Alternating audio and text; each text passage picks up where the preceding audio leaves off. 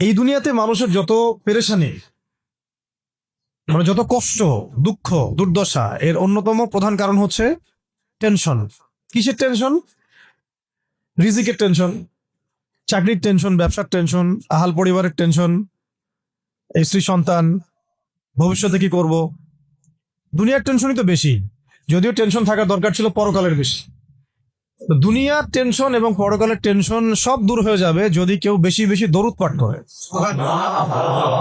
এটা হাদিস থেকে বললাম।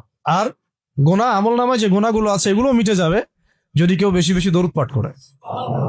একজন সাহাবী রাসূল সাল্লাল্লাহু আলাইহি ওয়াসাল্লামকে বলেছিলেন, ইয়া রাসূলুল্লাহ, আমি আমার দোয়ার মধ্যে কতটুকু দরুদ পড়বো?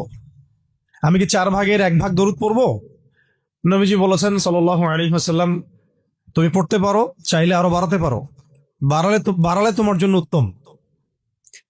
ইয়া রাসূলুল্লাহ, আমি কি তাহলে 3/1 দরুদ পড়বো আর 2 ভাগ দোয়া করব? নবীজি বললেন, করতে পারো, বাড়ালে তোমার জন্য উত্তম। ইয়া রাসূলুল্লাহ, আমি কি তাহলে অর্ধেক দরুদ পড়বো আর অর্ধেক দোয়া করব? নবীজি বলছেন, বাড়ালে উত্তম, চাইলে করতে পারো।